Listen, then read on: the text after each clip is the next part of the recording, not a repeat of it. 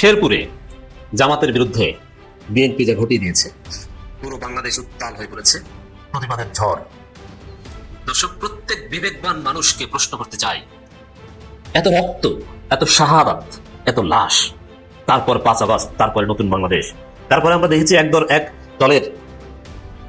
একটা দলের আভ্যন্তরীণ কামড়াকামড়ি, 200+ মানুষ জীবন দিয়েছে বিএনপির চাঁদাবাজিতে, নিজেদের কামড়াকামড়িতে। এরপরে বাংলাদেশ একটা গণতান্ত্রিক উত্তরণের দিকে যাত্রা করেছে। নির্বাচনী প্রচারণা ভালোভাবেই চলছিল, কিছু বিচ্ছিন্ন ঘটনা, নারী নির্যাতন, এগুলো সত্ত্বেও লাশ তো পারে নাই, কিন্তু বিএনপির লাশের রাজনীতি শুরু করে দিয়েছে। একটি মর্মান্তিক ঘটনা ঘটে গেছে। শেরপুর 3 আসন ঝিনাইগাতি এবং শ্রীবর্দী উপজেলা নিয়ে গঠিত এই উপজেলার জামাতের সেক্রেটারি মাওলানা রেজাউল করিমকে নির্মমভাবে কুপিয়ে হত্যা করেছে বিএনপির সন্ত্রাসীরা। একটা হাদিস দিয়ে কথা শুরুটা করতে চাই। দুইজন ব্যক্তি যখন একে অপরকে হত্যার উদ্দেশ্যে আঘাত করলো, তো যেই মারা গেল আরেকজন যে বাইচা গেল, দুজনে কিন্তু অপরাধী আল্লাহর দরবারে। কেন? কারণ আপনি আমারে ঘাই দিয়েছেন, আমার উপরে লাগছে অথবা লাগার বাইচা গেছেন, আমি দিয়েছি, আপনি মরে গেছেন। উদ্দেশ্য কিন্তু ছিল কি? একদম ফাড়াই ফেলবো, বড়াই ফেলবো, মাইরা ফেলবো। তার মানে আপনিও মেন্টালি একজন মানুষকে মাইরা ফেলার উদ্দেশ্যে আঘাত করছেন। দেখেন, নির্বাচনের আর মাত্র অল্প কদিন বাকি, কিন্তু সারা দেশে যে পরিস্থিতি তৈরি হচ্ছে, সেখানে ডক্টর ইউনূস সরকারের পক্ষে আইন শৃঙ্খলা পরিস্থিতিকে মেনটেন করা অথবা যারা অপরাধী তাদের বিরুদ্ধে শক্তিশালী কোনো ব্যবস্থা নেওয়া আসলে সম্ভব না। এইবার ভোটে যদি বিএনপি জিতে তাহলে আওয়ামী লীগ ফিরবে, লিগের একটা পারে। এটা তো আমার কথা না, আপনারা তো বিএনপির লোকদের মুখে শুনলেন, তাই না? আপনি আসলে ধানের শীষে ভোট দিতেছেন না, আপনি ভোট দিতেছেন নৌকায়, আপনি ভোট দিতেছেন হাসিনা রে, আপনি ভোট দিতেছেন ফ্যাসিস্ট রে, আপনি ভোট দিতেছেন ভারপ্রাপ্ত আওয়ামী লীগ রে, বিএনপি রে না। নেতাহলে চুরি করতে হবে, আমার মনে হয় জামাতের বিশ্বাস করে না। আমি নিজামী সাহেবকে দেখছি, নিজের খাবারটা বাসা থেকে নিয়ে দিতেন। জামাত ইসলাম যদি ক্ষমতায় আসে, আমি চ্যালেঞ্জ করতে পারি 5 বছরের মধ্যে চেহারা পাল্টে যাবে। নামাজ না পড়লে তো দণ্ড দেওয়ার অধিকার জামাতকে দেয় না কেউ। ইসলাম এটাই হবে। হিজাবে না পড়ার জন্য দণ্ড নাই, পড়লে আল্লাহ খুশি হবে। আপনি যদি আল্লাহকে খুশি করতে না চান, পড়বেন না। ইসলাম হাত কাটতে বলে না, হাত কাটতে বলে। আমার তো যেমন ওই চুরি করে হাত কাটা উচিত, একজনকে কাটলে হয়। সালমান আলাইকুম রহমান পুরো দেশবাসী খুশি হবে, বাকি আর হাত কাটতে হবে না। শুনেন, এখন তো নামাজের সময় হয়েছে, তো 10 মিনিট আমরা এটা বিরতি দিলে আপনারা মাইন্ড করবেন? আপনারা সবাই চলে যাবেন? 10 মিনিট কষ্ট করতে পারবেন? তো আমরা মসজিদে যেহেতু নামাজ শুরু হচ্ছে, আমাদের এই সাউন্ডটা ওপেন থাকলে নামাজ পড়তে কষ্ট হবে। তো এটাও আমাদের একটা কাজ, যখন নামাজ হবে কিংবা যখন পূজা হবে, তখন আমাদের দায়িত্ব হলো তার প্রতি সম্মান প্রদর্শন করা। এই জন্য 7 মিনিট বা 8 মিনিট সময় লাগে। আপনারা দয়া করে 7-8 মিনিট সময় একটু অপেক্ষা করেন। এই সময় মাইকটা বন্ধ থাকবে, মাইক শব্দ চললে নামাজে অসুবিধা হবে, ঠিক আছে? একই বলে চান কপাল রে ভাই, চান কপাল। বিবি হারুনের সেই ভাতের হোটেলের খাওয়া কই থেকে কই নিয়ে গেছে এই নাহিদ রে, এই সার্জিস রে, এই হাসনাত আব্দুল্লাহ রে, তার উপর হচ্ছে আরো যে 2-1 আছেন, আপনি দেখেন কই থেকে কই নিয়ে গেছে কপাল। ওই দিন ডিবি অফিসে বৈশা আপনি যখন আটকাইছিল, তখন মনে মনে চিন্তা করছে, আল্লাহ একবার যদি এখান থেকে বের করতে পারি, আল্লাহ আল্লাহ। তারপরে এদের পরিবারকে ডাকানো হয়েছিল, ভাতটাত খাইয়া সবাই বলছিল আমরা আমরা এই আন্দোলনে আমরা নাই, তারাও এখান থেকে বিবৃতি দিয়েছিল, তাই না? বাট সরকার পতনের পর আজকে দেখেন এক একজন কোন লেভেলে গেছে। তবে বিএনপি পরিকল্পিতভাবে জামাতের উপর, বিশেষ করে নারীদের উপর ঠান্ডা মাথায় হামলা চালাচ্ছে। এতদিন নারীদের পোশাক ধরে টানতো বা পোশাক খুলে ফেলার কথা বলতো, এখন বিএনপি সরাসরি নারীদেরকে কোপাচ্ছে এবং বিভিন্ন জায়গায় জামাতের উপর ভয়ানক হামলা করছে। বিশেষ করে এই জাতীয়তাবাদী জারজ পার্টি, এদের মূল টার্গেট হচ্ছে নারীরা। এরা নারী বিদ্বেষী একটা দল, নারী নির্যাতনকারী একটা দল, এবং এই বিএনপির লোকজন তাদের ঘরের বউকেও মারে। নির্বাচনী প্রচারণা শুরু হয়ে গিয়েছে এবং দলগুলো শীর্ষ নেতারা বিভিন্ন জেলায় জেলায় সফর করতেছেন এবং সেখানে বিভিন্ন কথাবার্তা বলতেছেন এবং একের প্রতি অন্যের আক্রমণটা খুব পরিলক্ষিত হচ্ছে। এগুলো রাজনৈতিক কৌশল, এগুলো হতেই পারে। অনেকে বলেন যে তারা আবার কেন বলবো যে জামাতের কারণে ভূমিকম্প হয়, এগুলো রাজনৈতিক কথা, রাজনৈতিক রেটরিক, এগুলো বলা লাগে। এগুলো কোনো গুরুত্বপূর্ণ বিষয় না, বাট গুরুত্বপূর্ণ বিষয় হচ্ছে যে কিছু কিছু ক্ষেত্রে সহিংসতা এবং কিছু কিছু মৌলিক বিষয়ে বিরোধী অবস্থান। ওনারা এই বড় দল থেকে আইসে আমার কাছে ভোট চাইতে। আচ্ছা, সরাসরি বলি, আকার ইঙ্গিতে বইলা লাভ কি? আমি যে কি বলতে চাইতেছি এটা তো বুঝতেছেন আপনারা। মানে বিএনপির অফিসে হামলা হয়েছে, বিএনপির কর্মীর উপরে হামলা হয়েছে ভোট চাইতে যাওয়াতে, বা বিএনপির কোন নারী কর্মী ভোট চাইতে গেছে, 999 ফোন করে তাদের দাবরানি দিচ্ছে, এরকম কোন ঘটনা আপনারা দেখাইতে পারবেন? নিশ্চয়ই দেখাইতে পারবেন না, কিন্তু উল্টাটা কিন্তু আপনি দেখাইতে পারবেন। বিএনপি যে রাষ্ট্র চালানোর জন্য লায়ক হয়ে ওঠে নাই, এটা প্রমাণ হইতেছে তারেক রহমানের ঘোষণা, I have a plan. Tarique রহমানের আশেপাশে যারা আছেন, মানে যাদের কাছ থেকে তারেক রহমান বুদ্ধি পরামর্শ নেন, আর কি নেন কিনা জানি না, তাও যদি দিয়া থাকে। দর্শক, বিএনপিকে কড়াই গন্ডায় এর হিসাব দিতে হবে। এর নেপথ্যে কি ঘটনা শুনলে আপনি অবাক হবেন। শেরপুরের সমস্ত ঘটনার নেপথ্যে তারেক রহমানের মাস্টার প্ল্যান। পরিকল্পিতভাবে ঠান্ডা মাথায় এই লাশ ফেলতে চেয়েছে বিএনপি, পরিস্থিতি উত্তপ্ত করতে চেয়েছে বিএনপি, কিন্তু ঘটনা উল্টো দিকে মোড় নিয়েছে। দেখেন, জামাত নেতা শহীদ হয়েছে, বিএনপির প্রতিবাদ দেখেন চুপ। তারা চোরের মতো পিছু হচ্ছে বা হটবে, দ্যাটস ডিফারেন্ট। অতএব প্রথম কথা হচ্ছে যে শেরপুরে জামাত নেতাকে যে শহীদ করা হলো, হত্যা করা হলো, এবং কিভাবে মারা হলো আপনি যদি এটা দেখেন এবং ঘটনা যদি সব পর্যালোচনা করেন, এটা স্পষ্ট হবে যে এটা পরিকল্পিত। এমনিতে ধাক্কাধাক্কি, মারামারি, চেয়ারে বসা নিয়ে যত ঘটনা, জাস্ট এগুলোর যদি একটা ইম্প্যাক্ট হিসেবে হতো, ধারালো অস্ত্র বিএনপি কোথায় পেল? মাথার উপর এবং কানের নিচে কোপ দিয়ে তাকে হত্যা করা হলো, এটা কি? এটা হচ্ছে পরিকল্পিত। এমনিতে ধাক্কাধাক্কিতে কোনো কারণে কেউ মারা গেলে সেটা এইভাবে ধারালো অস্ত্র দিয়ে হয় না, তাহলে ইটের আঘাতে হতে পারতো অথবা লাঠির আঘাতে। কিন্তু না, আমরা কি দেখতে পাচ্ছি? ইট বা লাঠি এগুলো কিছু না, মাথায় কোপ, কানের নিচে কোপ, এটা পরিকল্পিত। এবং ঢাকায় জামাতের নারী নেত্রীর মাথায় কোপ। এর মানে এই যে কোপ, দেশীয় অস্ত্র, দেশের বিভিন্ন জায়গায়, বরিশাল থেকে শুরু করে অন্য সব জায়গায় আমরা জানি, সর্বত্র বিএনপির লোকজন রামদা রেডি করেছে। রামদা নামের এক ধরনের দেশীয় অস্ত্র আছে যা দিয়ে কোপানো হয়। পুরো বাংলাদেশে এটা রেডি করেছে। আপনারা এটার প্রয়োগ দেখেছেন ঢাকায় এবং শেরপুরে, কিন্তু পুরো বাংলাদেশে বিএনপি এটা রেডি করেছে। তো এই জায়গায় এটা তারেক রহমানের মাস্টার প্ল্যান ছাড়া এটা সম্ভব নয়। শেরপুরেরটায় জায়গা মতো পেয়েছে, ফেলে দিয়েছে, কিন্তু এর আগে তো ঢাকায় কোপ দিয়েছে মাথার উপর, এর আগে পাবনায়।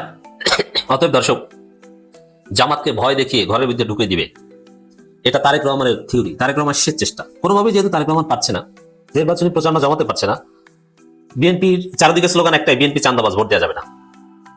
এই কারণে বিএনপি শেষ চিকিৎসা হিসেবে লাশের রাজনীতি শুরু করেছে। পরাজয়ের লজ্জা ঢাকতে হয় নির্বাচন বানচাল করবে, নইলে জামাতকে ভয় দেখিয়ে ঘরে ঢুকিয়ে দিবে। ভাই তারেক নিজে বলেছে যে নারীদের উপর হামলা কর, কারণ মূল ফ্যাক্টর তো নারীরা।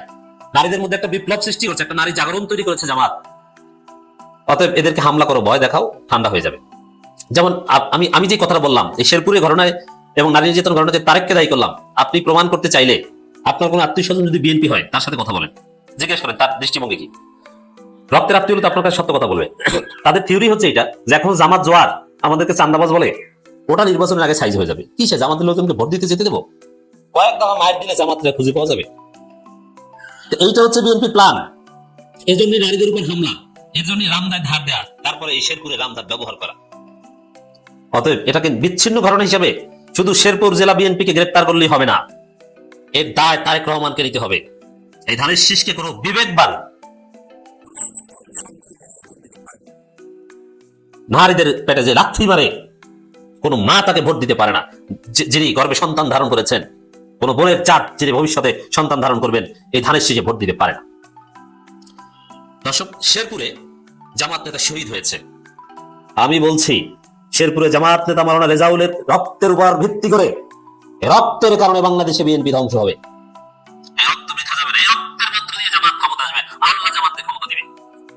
এই হত্যাকাণ্ডে মেতে ওঠা, এটা বিএনপির পরাজয়ের একটা আলামত। অতএব বাংলাদেশে আপনি দেখবেন অবিস্মরণীয় এবং অবিশ্বাস্য ঘটনা ঘটতে যাচ্ছে শেরপুরের এই ঘটনা থেকে। বিএনপির যদি 80 আসন বা 90 আসন পাওয়ার সম্ভাবনা থাকতো, বিএনপি এখন 50 আসন পায় কিনা সন্দেহ আছে। কারণ কোন হত্যাকারীকে, কোন নারী নির্যাতনকারীকে বাংলার জনগণ ভোট দিতে পারে না। তারেক রহমানের হাতে নারী নির্যাতনের দাগ, তারেক রহমানের হাতে নারীদের রক্ত, তারেক রহমানের শরীর থেকে লাশের গন্ধ পাওয়া যায়। লন্ডন থেকে এই গুপ্ত নেতা, এই পলাতক নেতা, লন্ডন ফেরত এই মুফতি জঙ্গিবাদী আচরণ করেছেন, জঙ্গিবাদী কার্যক্রম শুরু করে দিয়েছেন। দর্শক, লন্ডন থেকে জঙ্গিবাদের ট্রেনিং নিয়ে এসেছে তারেক রহমান। কারণ যে স্টাইলে জামাত নেতাকে শেরপুরে হত্যা করা হয়েছে, শ্রীবর্দী ঝিনাইদহ শেরপুর 3 আসনে, এবং আরো অনেকে মৃত্যুর সাথে পাঞ্জার হচ্ছে, স্টাইলটা জঙ্গিবাদী স্টাইল। স্বাভাবিক পলিটিক্যাল মারামারিতে এইভাবে হত্যা করা হয় না, জঙ্গিবাদী স্টাইলে হত্যা করা হয়েছে। অতএব বিএনপি এখন জঙ্গিদের দল। দেখেন না ফতোয়া দেয়, ওই যে মুফতি হান্নানের মতো আরেক জঙ্গি মুফতি তারেকুর রহমানী, নামের শেষে রহমানি থাকলে একটা জঙ্গি জঙ্গি ভাব আসে। এটা যে রহমানি, কোন জঙ্গি নেতাকে বাংলাদেশের মানুষ ভোট দিবেন না। বিবেক খাটান, আপনি আওয়ামী লীগ হন আর জামাত বিরোধী হন, এখন বিবেক খাটান, আপনি ধানের শেষে ভোট দিন না, প্রয়োজনে না ভোট দিন। ধানের শেষে কোনো বিবেকবান মানুষ ভোট দিতে পারে না। জামাতকে ভালো লাগে না, দিন না, না ভোট দিন, ধানের শেষে ভোট নয়, আর ধানের শেষে হাতে রক্ত। দর্শক, বাংলাদেশ উত্তাল। বিএনপি বুঝতে পারছে যে তাদের 12টা বেজে গেছে। এখন জেলা কমিটি স্থগিত করে অমুক তমুক যাই করেন না কেন, কোনো রক্ষা নাই। ব্যালটের মাধ্যমে আপনাদেরকে চূড়ান্ত জবাব পেতে হবে, এবং এই হত্যার কাণ্ডের সাথে যারা জড়িত, নির্বাচনের পর প্রত্যেককে চিহ্নিত করে বিচার করতে হবে। নির্বাচনের পর জড়িত কিনা সেটা তদন্ত হবে। মির্জা আব্বাস কিন্তু পুলিশ জিজ্ঞাসাই করে নাই ওসমান হাদির বিষয়। অথচ সন্দেহের দিন ওসমান হাদির স্বজন সবার সন্দেহ মির্জা আব্বাসের দিকে। অতএব দর্শক, শেরপুরে জামাতের বিরুদ্ধে বিএনপির যে ঘটনা, যে হত্যার ঘটনা, এর মাধ্যমে বাংলাদেশে একটা অবিশ্বাস্য সমীকরণ আমরা দেখতে পাচ্ছি, অবিশ্বাস্য চিত্র, বাংলাদেশের তোলপাড়। অতএব এই ঘটনাকে কেন্দ্র করে আপনারা বাংলাদেশে একটা অবিশ্বাস্য কিছুই দেখতে পাবেন। একটি মর্মান্তিক ঘটনা ঘটে গেছে। শেরপুর 3 আসন ঝিনাইগাতি এবং শ্রীবর্দী উপজেলা নিয়ে গঠিত এই উপজেলার জামাতের সেক্রেটারি মাওলানা রেজাউল করিমকে নির্মমভাবে কুপিয়ে হত্যা করেছে বিএনপির সন্ত্রাসীরা। ঘটনার বিবরণে জানা যাচ্ছে, শ্রীবর্দী উপজেলা রিটার্নিং কর্মকর্তার আহ্বানে প্রার্থীদের ইস্তেহার পাঠের একটি অনুষ্ঠানের আয়োজন করা হয়েছিল। অর্থাৎ বিএনপি এবং অন্যান্য জামাত ইসলাম, অন্যান্য যে সমস্ত রাজনৈতিক দল আছে, তারা প্রকাশ্য জনসম্মুখে তারা তাদের নির্বাচনী ইস্তেহার পাঠ করবেন। নির্দিষ্ট সময় দেওয়া ছিল। জামাত ইসলামের যিনি প্রার্থী নুরুজ্জামান বাদল, তিনি তার লোকজন নিয়ে যথাসময়ে অনুষ্ঠানস্থলে হাজির হন এবং যে সামনের সারিতে যে আসনগুলো ফাঁকা ছিল সেখানে বসে পড়েন। এটি তো স্বাভাবিক। কোনো অনুষ্ঠানে আপনি গেছেন, সামনে চেয়ার ফাঁকা আছে, আপনি যদি পিছনের চেয়ারে বসেন তাহলে আপনাকে আর যাই হোক মানুষ বলা চলে না, অসভ্য, ইতর, বর্বর বলা চলে। আর জামাত ইসলাম, আপনারা জানেন বাংলাদেশের একমাত্র নিয়মানুবর্তিক দল হচ্ছে জামাত ইসলাম। সময়ের ব্যাপারে তারা এত পাংচুয়াল। তাদের কোনো অনুষ্ঠান যদি মনে করেন বিকাল 3টায় দেয়া থাকে, যে 3টায় শুরু হবে, 3টা মানে 3টা এক নয়, 3টা, এবং সেটা যদি ঝড় তুফান, সাইক্লোন, ঘূর্ণিঝড়, টর্নেডো যাই হোক, ওই 3টার সময় তারা সেখানে গিয়ে উপস্থিত হবে। তো সেখানে তারা গিয়ে যথারীতি সামনের চেয়ারে বসেছে। অনুষ্ঠান শুরুরও বেশ খানি পরে বিএনপি যিনি প্রার্থী রবিউল ইসলাম, তিনি তার সন্ত্রাসী বাহিনী নিয়ে সেখানে উপস্থিত হন। তারা সামনে জায়গা না পেয়ে জামাতের নেতাকর্মীদের উপরে চড়াও হয় এবং জোর করে তাদেরকে সেখান থেকে উঠিয়ে দেওয়ার চেষ্টা করে। তাদেরকে উঠিয়ে দিয়ে তারা সামনে বসার চেষ্টা করে। প্রশাসন তাদেরকে বাধা দেয় এবং এটি করতে তাদেরকে বিরত রাখে। তারা প্রশাসনকে বৃদ্ধাঙ্গুলি দেখিয়ে প্রথমেই তারা জামাতের নেতাকর্মীদের উপরে দেশীয় অস্ত্রশস্ত্র, দা, কুড়াল, রামদা ইত্যাদি নিয়ে, হাসুয়া, এগুলো নিয়ে তারা ঝাঁপিয়ে পড়ে এবং নির্মমভাবে কুপিয়ে কুপিয়ে জামাতের প্রায় 30 জনের মতো আহত করে। তার আগে, এই অনুষ্ঠান শুরুর আগে দেখুন, বিএনপির এক সন্ত্রাসী তিনি ফেসবুকে সরাসরি পোস্ট দেন যে বাদলকে যেখানে পাবো সেখানে দেখা মাত্র জবাই করব। বাদল হচ্ছে নুরুজ্জামান বাদল, জামাতের এমপি প্রার্থী, ওই শেরপুর 3 আসনের। এই উদ্দেশ্য নিয়েই মূলত তারা বাদলকে জবাই করার জন্য তারা সেই অস্ত্রশস্ত্র নিয়েই তারা সেখানে গিয়েছিল। বাদলকে হাতের নাগালে না পেয়ে তারা কাছে জামাতের সেক্রেটারি রেজাউল করিমকে পায়। রেজাউল করিমকে উপর্যুপরি তারা সেখানে কুপিয়ে মারাত্মকভাবে জখম করে এক পর্যায়ে তাকে জবাই করে হসপিটালে নেওয়ার পথেই তিনি মারা যান। এখন সর্বশেষ খবর পর্যন্ত শোনা যাচ্ছে সেখানে প্রায় সেনাবাহিনী সহ 200 জনের মতো আহত। এর ভিতরে 30 জনের অবস্থা খুবই আশঙ্কাজনক। পরিস্থিতি নিয়ন্ত্রণে আনার জন্য সেনাবাহিনী এগিয়ে গেলে বিএনপির সন্ত্রাসীরা সেনাবাহিনীকেও আক্রমণ করে বসে এবং বেশ কয়েকজন সেনাবাহিনী সদস্য আহত হয়েছেন বলে আমরা জানতে পেরেছি। এই যে ঘটনা, এই ঘটনার মাধ্যমে, এই হত্যার মাধ্যমে বিএনপি কি বার্তা দিল বাংলাদেশের রাজনীতিতে বা পৃথিবীর রাজনীতিতে? বিএনপি কি চাচ্ছে যে মানুষ হত্যা করে, শেখ হাসিনা যেরকম দীর্ঘদিন ধরে হত্যা, গুম, খুন করে তার মসনদ টিকিয়ে রাখার চেষ্টা করেছিল, সে কিন্তু পারে নাই শেষ পর্যন্ত। আর বিএনপি ক্ষমতার মোহে এত পাগল এবং অন্ধ হয়ে গেছে, এত উন্মাদ হয়ে গেছে যে তারা তাদের নির্বাচনী প্রচারণা শুরুই করলো তারা হত্যা দিয়ে। এবং 2026 সালের ত্রয়োদশ জাতীয় সংসদ নির্বাচনের নির্বাচনী হত্যার প্রথম হত্যাকারী দল হচ্ছে বিএনপি এবং এই হত্যার শিকার প্রথম শহীদ হচ্ছে মাওলানা রেজাউল করিম। এর আগে 5 আগস্টের পরে ছাত্র দল হত্যার উদ্বোধন করে দিয়েছে তেজগাঁও কলেজে শামীম নামের একটি ছেলেকে, নিরীহ নিরপরাধ একটি ছাত্র, কিন্তু উসমান হাদির আদর শেষে উজ্জীবিত। তেজগাঁও কলেজের ছাত্র দল দীর্ঘদিন ধরে মাদক, চাঁদাবাজি, ইয়াবা এবং গাঁজার ব্যবসা করে আসছিল। শামীম সেটাকে বাধা দিয়েছিল। শামীমকে তারা নির্মমভাবে আবরার ফাহাদের মতো পিটিয়ে পিটিয়ে হত্যা করেছে।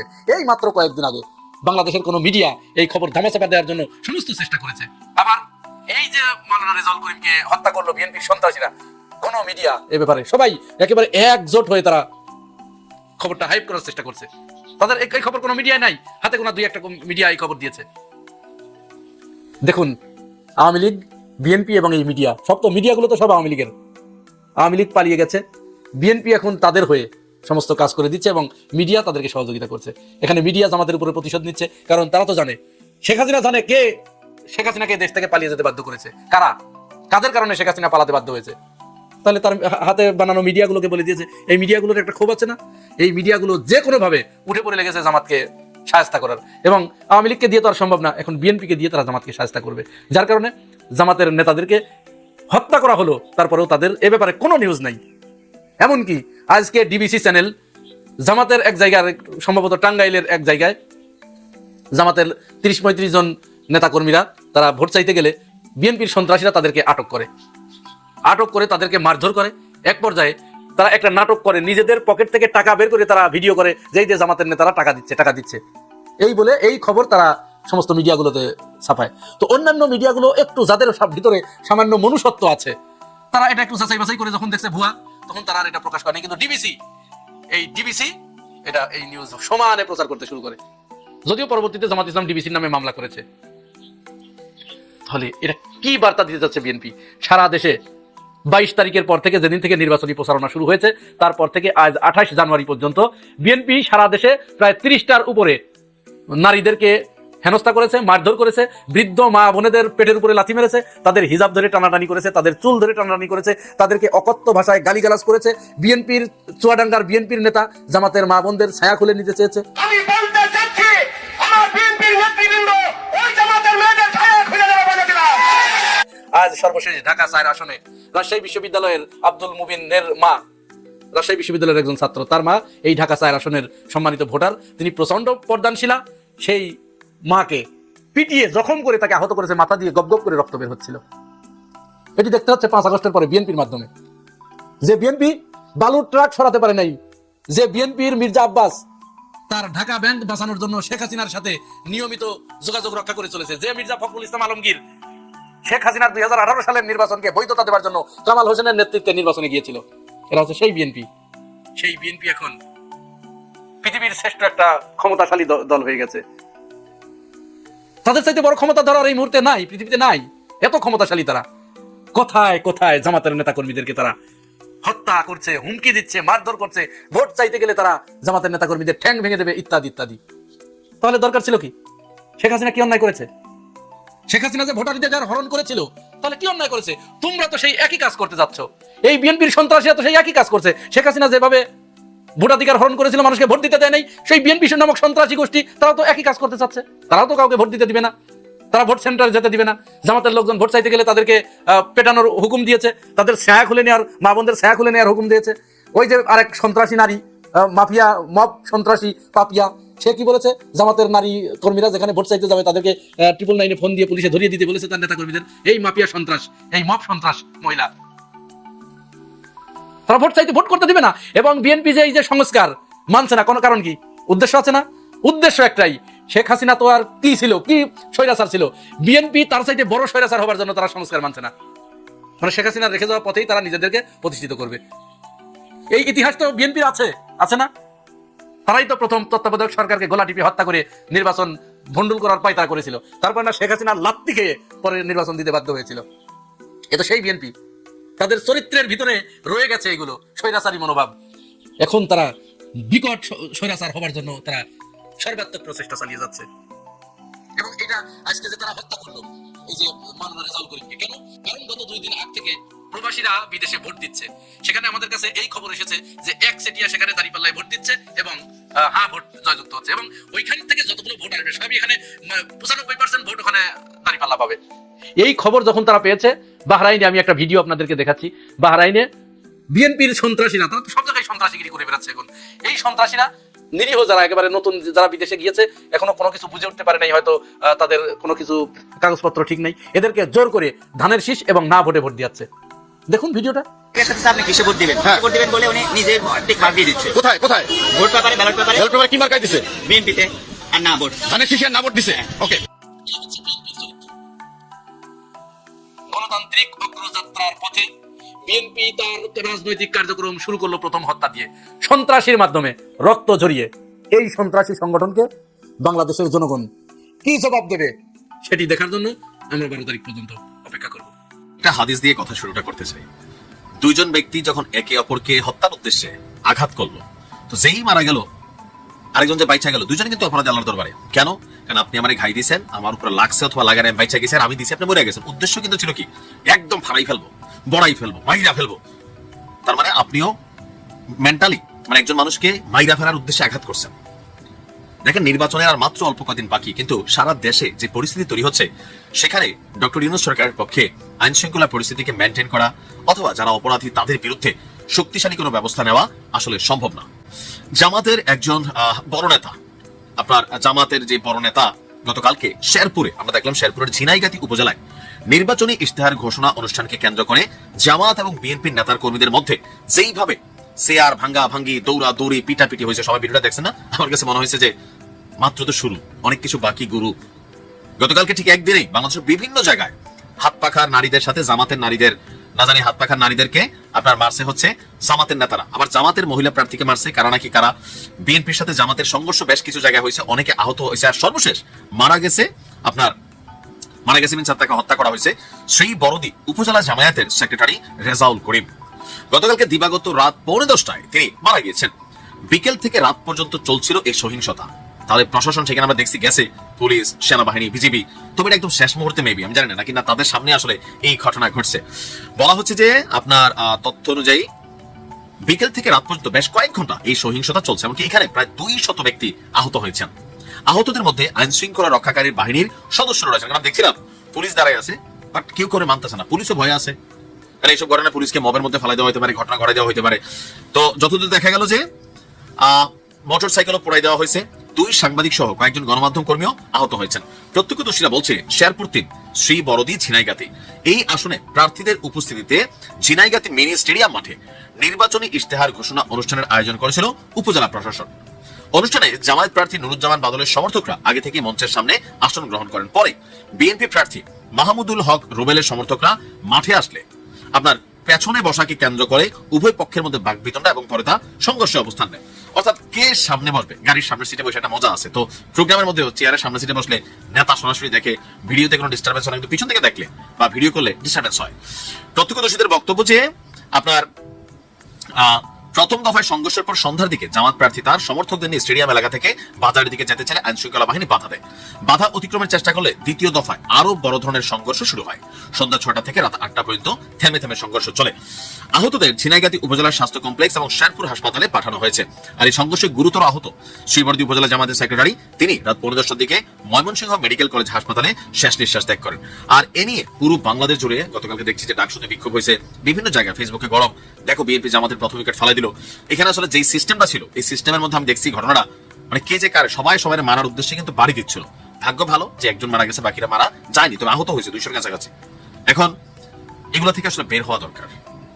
এই যে ঢাকা আটে নাসিরুদ্দিন পাটোয়ারি প্রতিদিন যেভাবে মির্জা আব্বাসকে কোথায় একদিন যদি ঠিকই এলো খেপা যায়, তাহলে নগদে দেখবেন সেখানে আরেকটা ঘটনা ঘটবে, অথবা নেতা কর্মীদের যেভাবে তিনি শান্ত করে রাখছেন। তো সবকিছু মিলিয়ে জামাত এবং বিএনপির মধ্যে যে সকল সংঘর্ষ হচ্ছে তা জামাতের জন্য কল্যাণকর না, আর বিএনপির জন্য তো মোটেই না।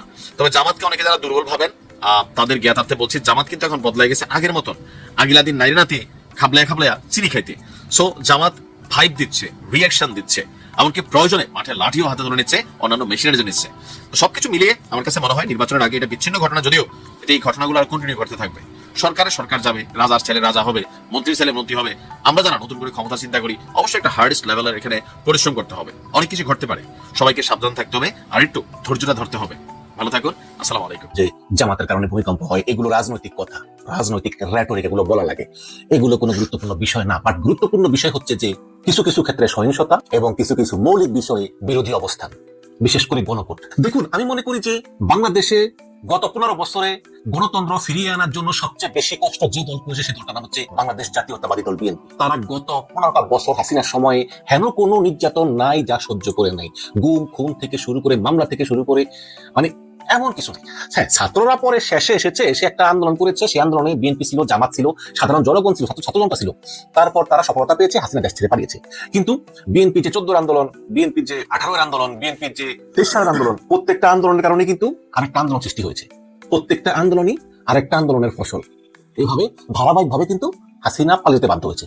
কাজেই কোনো আন্দোলনকেই ছোট করার সুযোগ নেই, সেটা সফল হোক অথবা ব্যর্থ হোক। তো সেই বিএনপি, সেই জামাত, তারা সবাই এখন নতুন বাংলাদেশে একটি নতুন গণতান্ত্রিক ব্যবস্থা মেনে নিয়ে একসঙ্গে কাজ করবে।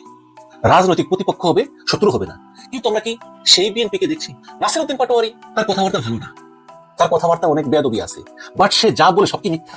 ঢাকা শহরে 2 রাস্তার মাঝে ডিভাইডার আছে না, ওই ডিভাইডারের উপরেও দোকান। কে বসাইলো? এই দোকান থেকে যারা মাল কিনবে তারা কোথায় দাঁড়াবে? আমাকে বলেন তো। আমি অনেকে জিজ্ঞেস করেছি যে চাঁদা নেয় কারা? অনেকে কিছু বলে না, অনেকে দলের নাম বলতে চায় না, অনেকে আবার বলে যে আগে ওরা নিত এখন এরা নেই। আমি কোন দলের নাম বলতে চাই না। আমার অনেকে বলে যে এক সময় আওয়ামী লীগ নিত, আওয়ামী লীগ পালানোর পর এখন পর্যন্ত কেউ আসে না। তো এরকম আছে, সব তো আর মিথ্যা না। কিন্তু এগুলো কেন হবে? পরিবর্তনের বাংলাদেশে এগুলো কেন হবে? দেখুন, গণভোট, জুলাই সনদ, এই গণভোটে না ভোট দেওয়ার জন্য জাতীয় পার্টি ক্যাম্পেইন করতেছে। করতেই পারে, তারা তো স্বৈরাচারের দোষর ছিল, তারা করতে পারে। কিন্তু যেই বিএনপি এই হাসিনা পালিয়ে যাওয়ার পরে সবচেয়ে বেশি বেনিফিটেড, সেই বিএনপি যখন গণভোটের বিরুদ্ধে অবস্থান নেয়, আপনারা বলতে পারেন যে ভাই বিএনপি তো বলছে তাদের অবস্থান গণভোটের পক্ষে, তারা হ্যাঁ এর পক্ষে, এটা শুধু মুখে একবার বলছে, কিন্তু বিএনপির কোনো কার্যক্রম আমি এটা দেখি না। তারেক রহমান এ পর্যন্ত 7টা জেলায় নির্বাচনী সফর করেছেন, একটা জেলায় একটাবারের জন্য গণভোটের নামটা পর্যন্ত উচ্চারণ করেননি। জামাত ইসলাম, এনসিপি সহ অন্যান্যরা তারা বলতেছে গণভোটে হ্যাঁ ভোট দিন, সরকার বলতেছে গণভোটে হ্যাঁ ভোট দিন। অনেকে বলতেছে সরকার কিভাবে বলে? সরকার বলতে পারে। ইংল্যান্ডে উদাহরণ আছে, ইংল্যান্ডে ইউরোপিয়ান ইউনিয়ন নির্বাচনে, ইংল্যান্ডে স্কটল্যান্ডের স্বাধীনতা নির্বাচনে সরকার সরাসরি একটা পক্ষ নিয়েছে। এটা ওয়েস্ট মিনিস্টার ডেমোক্রেসিতে আছে, আমি নিজে সাক্ষী, আমি নিজে ভোট দিয়েছি সব নির্বাচনে। সুতরাং সরকার এটা করতে পারে, কারণ এটা তো আর কোনো কোন দল ক্ষমতা আসবে কোন দল না আসবে এবং সরকারের কোনো বেনিফিট কিছু না।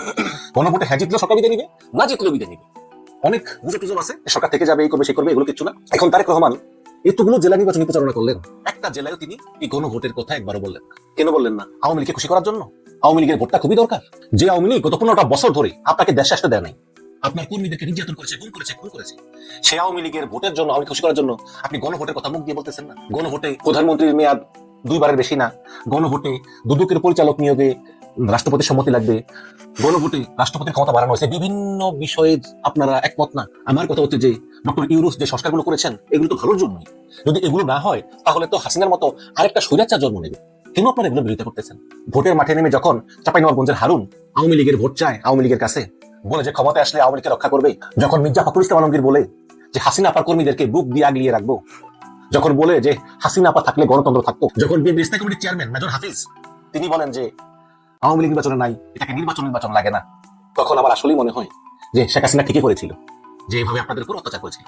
এই 15 বছরের অত্যাচার আপনাদের শিক্ষা হয় নাই। যদি আবার কোনোদিন আপনারা, আল্লাহ না করুক, এই বিপদে পড়েন, জনগণ আর কোনোদিন আপনার পাশে দাঁড়াবে না। সামান্য কয়টা আওয়ামী লীগের ভোটের জন্য আপনারা যেভাবে আওয়ামী লীগের পক্ষে কথা বলতেছেন, আপনারা সুমন দত্তের সঙ্গে বেমানি করতেছেন, আপনারা শহীদ সালাউদ্দিন কাদের সাহেবের সঙ্গে বেমানি করতেছেন, আপনারা বিএনপির প্রত্যেকটা নেতা কর্মীর সঙ্গে বেমানি করতেছেন যারা এই গত 15 বছরে গুম হয়েছে, নিহত হয়েছে, আহত হয়েছে। আপনারা ভোলার ছাত্রদলের সেক্রেটারি নুরি আলমের আত্মার সাথে বেমানি করতেছেন। এগুলো জনগণ ভালো চোখে দেখে না। সবাই মিলে জামাত ইসলামের বিরুদ্ধে, এনসিপির বিরুদ্ধে ক্রমাগত বদনাম। জামাতের নারী কর্মীদের গায়ে হাত তোলা, জায়গায় পুরুষ নারীদের গায়ে হাত তুলছে, লাথি মারতেছে, এইসব ছবি সোশ্যাল মিডিয়াতে বেশি বেড়াচ্ছে। আমরা জামাতের কথা বলি, জামাত বলতেছে যে আমাদের নারী কর্মীদের গায়ে হাত তুলতেছে। হাসিনা পালিয়ে যাওয়ার পরে এই জামাতের অন্তত 2 জন কর্মী 2বার নারীর গায়ে হাত তুলেছে, পুলিশ গ্রেপ্তার করেছে, জামিন হয়েছে, জামাত তাদেরকে ফুলের মালাও দিয়েছে, কোনো ব্যবস্থা নেয়নি। আবার ওই দিন দেখলাম জামাতের বরগুনা জেলার একজন সেক্রেটারি জেনারেল, তিনি ঢাকা বিশ্ববিদ্যালয়ের মেয়েদের বলেছেন বে, পরে শব্দটা বললেন না, তাকে অবশ্য চাপের মুখে পরে বাদ দেওয়া হয়েছে। তো এখন জামাত যে কতটুকু নারীদের সম্মান করে, এটার প্রমাণ তাদেরকে আরো বেশি করে দেখাতে হবে। কিন্তু বিএনপি যেভাবে করতেছে, তারপর জায়গায় হামলা করতেছে, তারপরে নাসিরুদ্দিন পাটোয়ারির গায়ে ডিম মেরেছে, এগুলো ভালো লক্ষণ না। এতে জনগণ কিন্তু রাগান্বিত হয় এবং রাগান্বিত হয়ে বিএনপি জনপ্রিয়তা দিন দিন কমে এবং জনগণের ভিতরে উদ্বেগ আরো বাড়ে। যখন ভারতে পালিয়ে থাকা শেখ হাসিনা একটি সাক্ষাৎকারে বলেন যে বিএনপি যদি সরকার গঠন করে, আমি আশা করব তারা আওয়ামী লীগের উপর থেকে নিষেধাজ্ঞা তুলে নিয়ে প্রকৃত সংসদীয় গণতন্ত্র ফিরিয়ে আনবে। প্রকৃত বিরোধী দল ছাড়া সংসদ কখনো সংসদ হতে পারে না। এখন যখন উনি 15 বছর ক্ষমতা ছিল, তখন জাতীয় পার্টিকে গৃহপালিত বিরোধী দল হিসেবে তিনি পেলে কষে বড় করেছেন। মানে আমি বুঝি নেই মহিলাকে আসলে কোন মুখে এসব কথাবার্তা বলে, এবং এগুলো বিএনপিকে বলে। কেন বিএনপিকে বলে? কারণ বিএনপির ভিতরেই তারা আবার ফিরে এসে পুনর্বাসিত হয়ে একটা সময় ক্ষমতা দখল করে আবার সেই ভারতের করদ রাজ্য বানানোর চেষ্টা করবে এবং এই বিএনপির মাধ্যমে চেষ্টা করবে, যেটা ভারতও তাদেরকেই পরামর্শ দিয়েছে। দেখেন না, ওই যে ভারতের হাই কমিশনার হর্ষবর্ধন শ্রীঙ্গা তিনি কি বলেছেন? তিনি বলেছেন যে যদি